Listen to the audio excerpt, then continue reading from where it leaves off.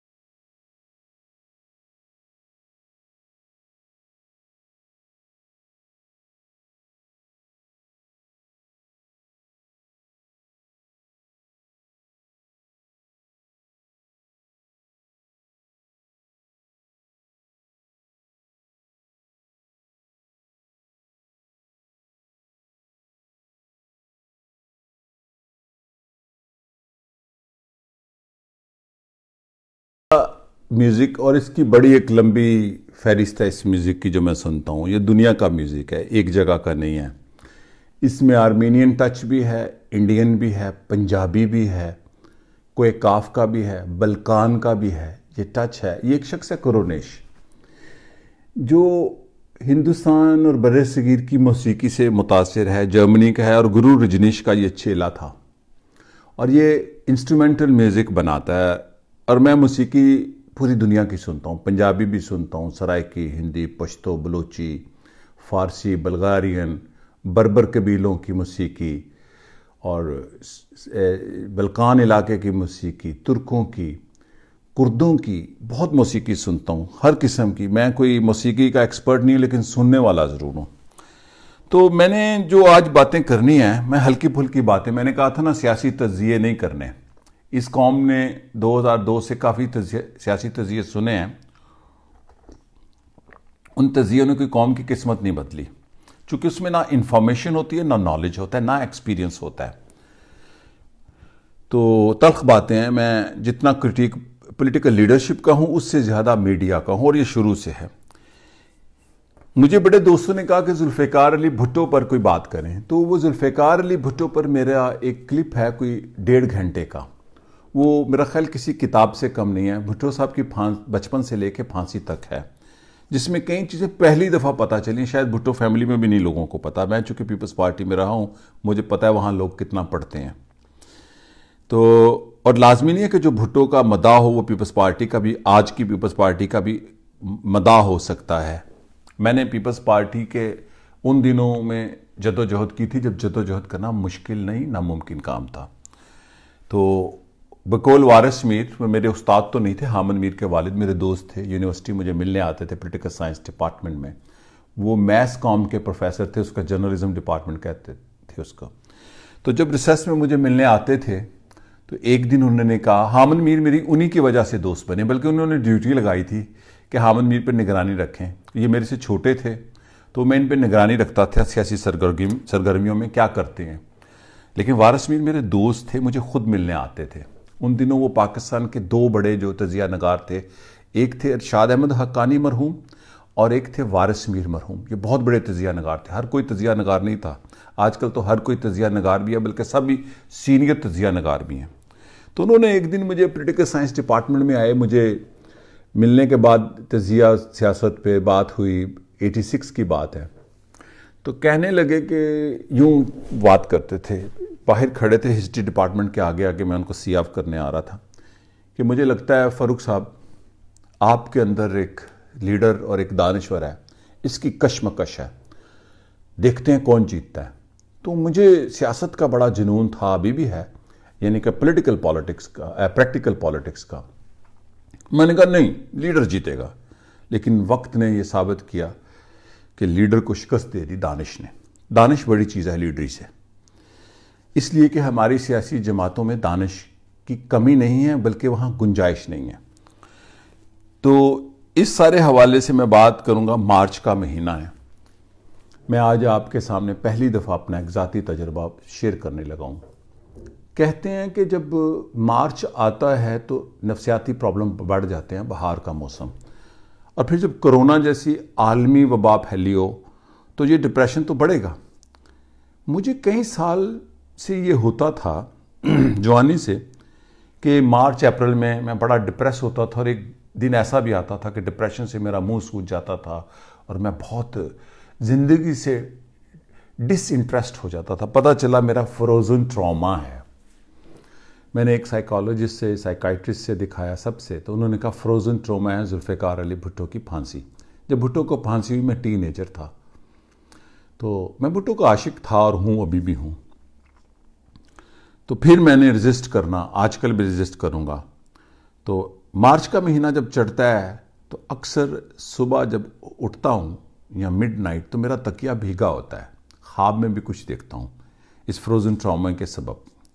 یہ ایسی یاداشت ہوتی ہے جو آپ کے دماغ میں، یہ ٹریجڈیز یا ایسے باتیں جو آپ کے دماغ میں جم جاتی ہیں، اسی لیے اس کو فروزن ٹراما کہتے ہیں.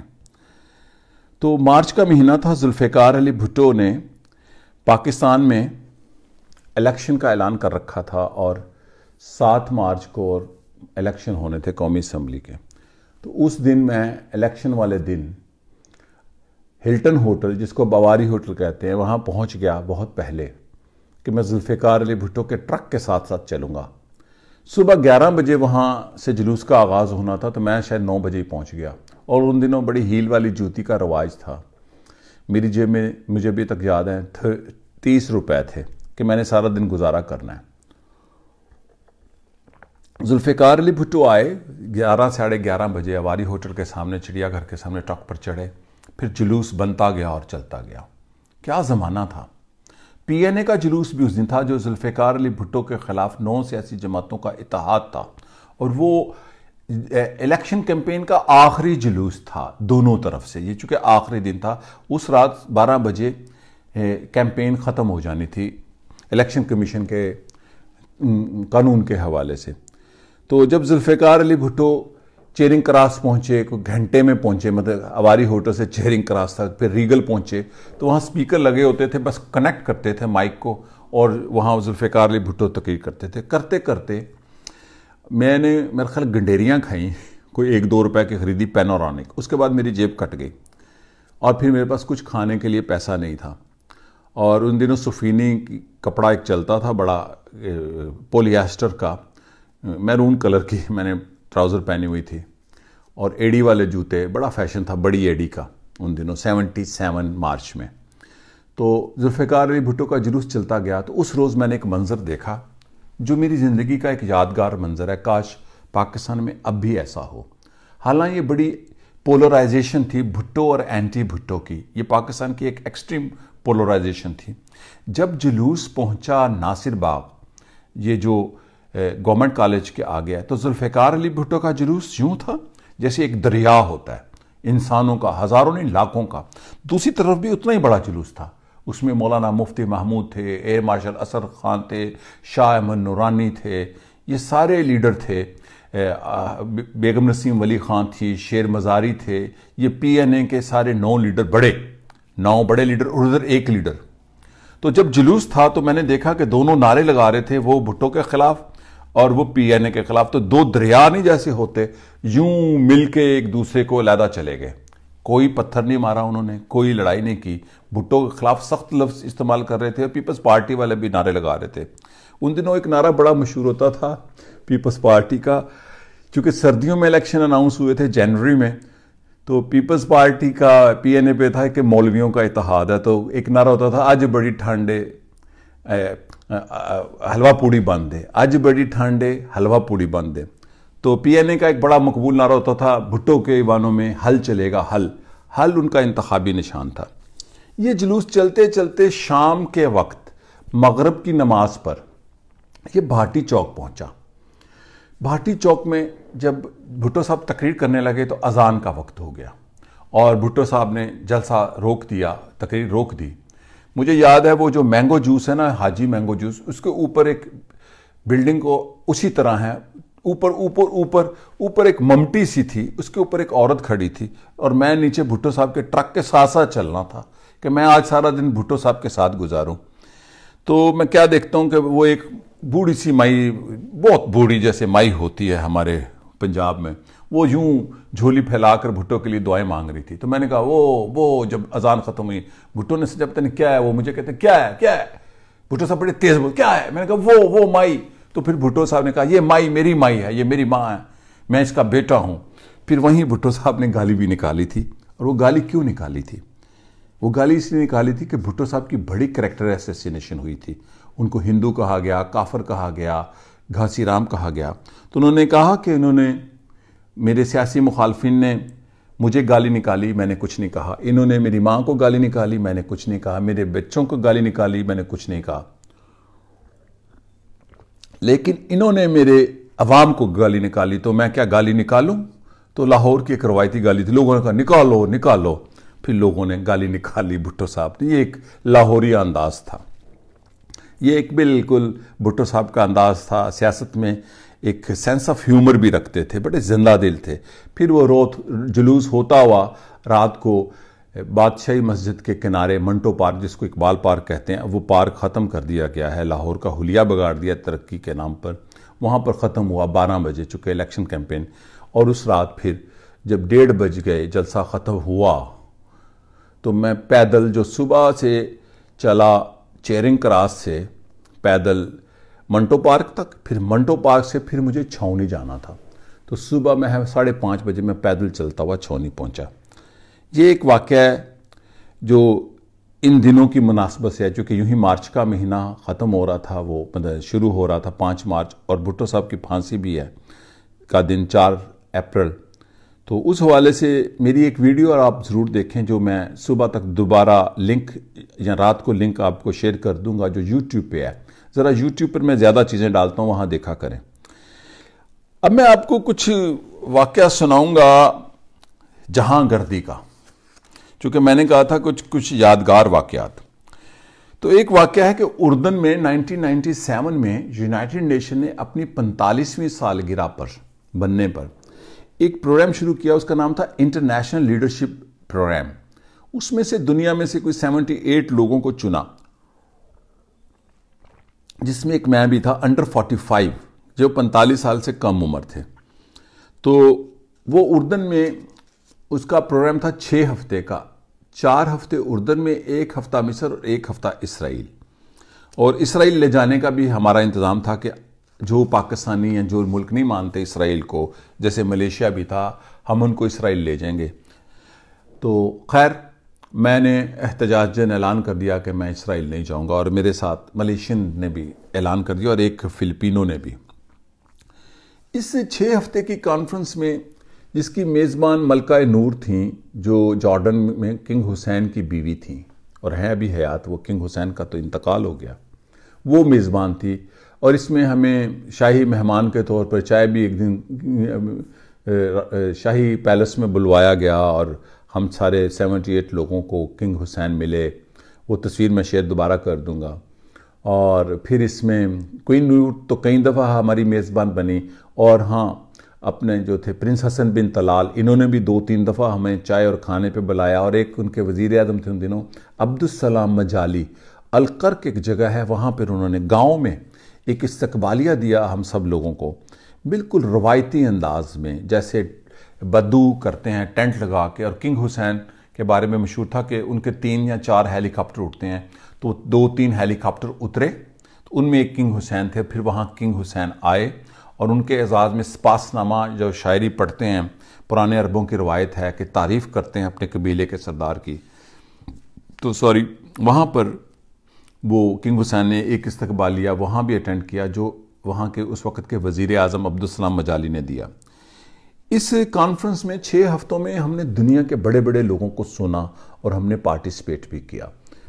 تو ہر روز نیا کوئی سپیکر ہوتا تھا. تو ایک دن سپیکر تھے اسرائیل کا ان دنوں سابق وزیر اعظم شمعون پیریز، جنہوں نے اوسلو ایکارڈ کیا تھا.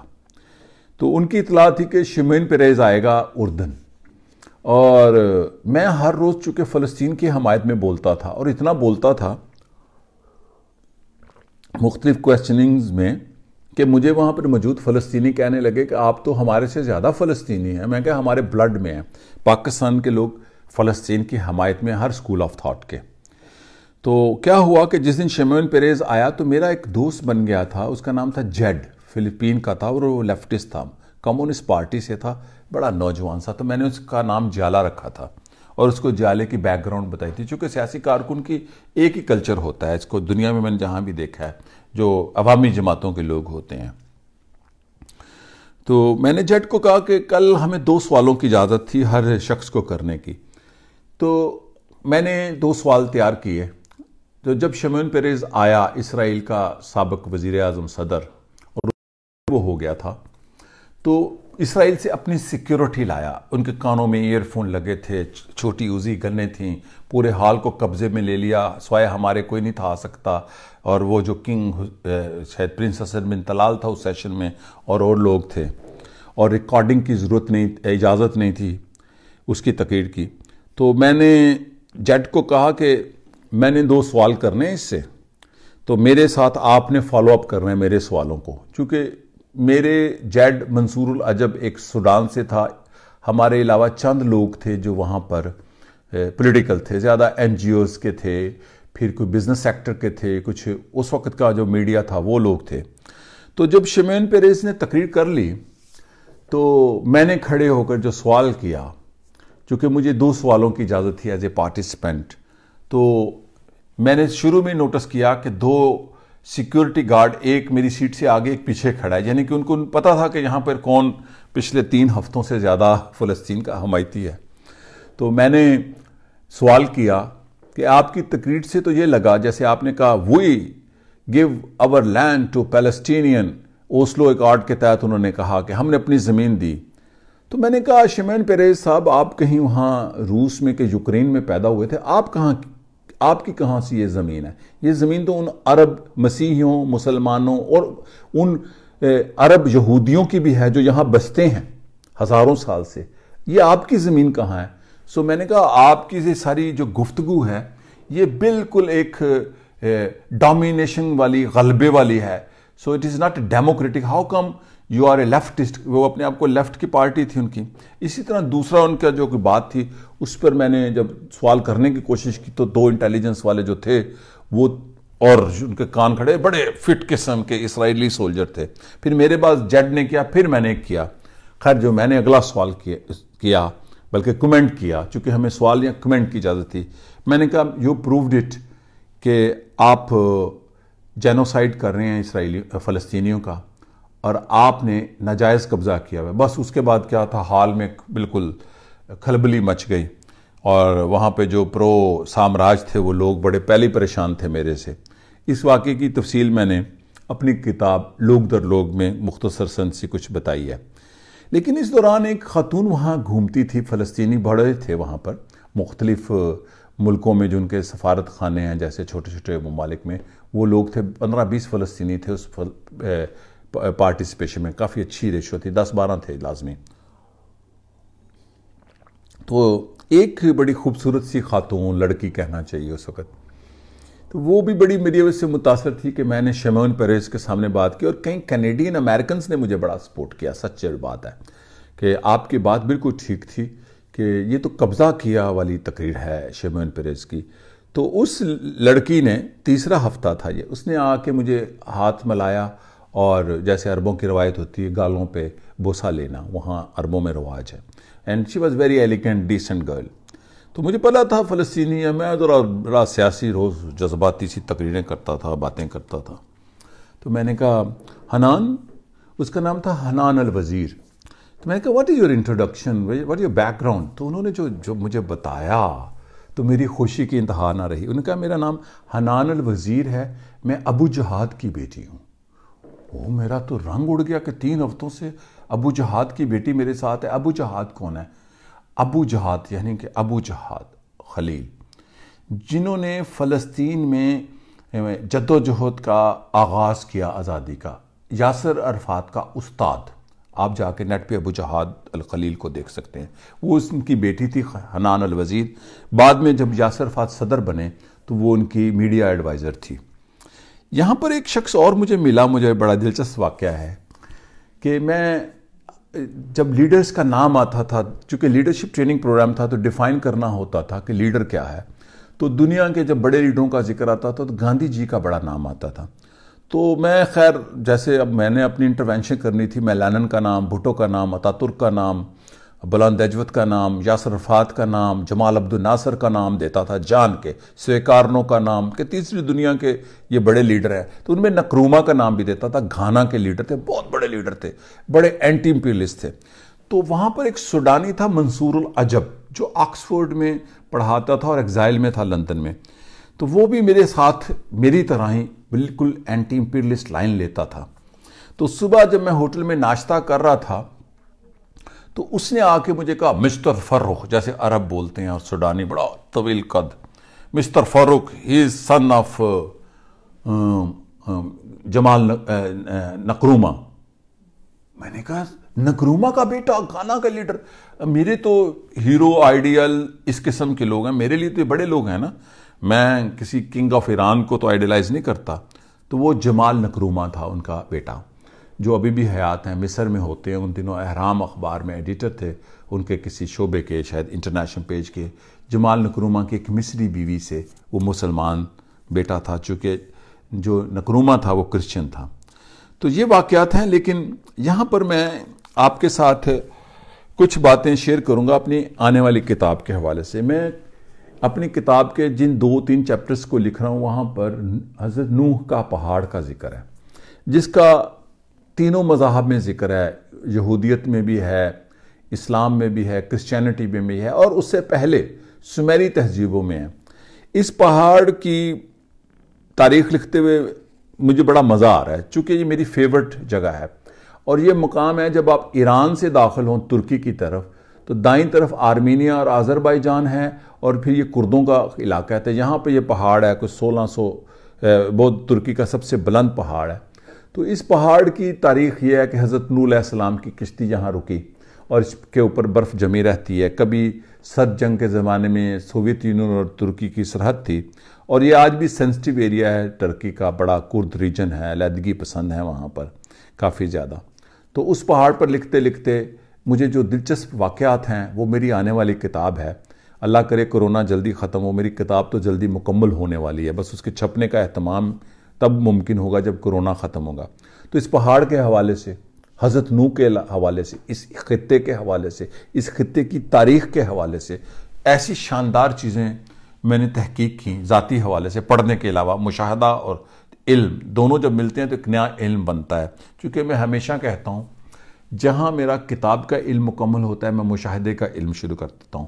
آپ کو وربل سٹوری ملتی ہیں، اورل ہسٹری ملتی ہے، لوگوں سے پتہ چلتا ہے ترکی کیسا ہے. ایک ترکی ڈراموں سے ہے جو سب سے کمزور ترکی ہے کسی بھی ملک کو. آپ بالی ووڈ سے آپ ہندوستان نہیں طے کر سکتے. ایسے کسی ملک کے برازیل کے ڈرامے چونکہ ہمارے یہاں نہیں آئے ہیں. پاکستان تو لوگوں نے ترکی کے ڈراموں سے دیکھا ہے، لیکن میں نے کتابوں سے، تحقیق سے اور مشاہدے سے دیکھا ہے.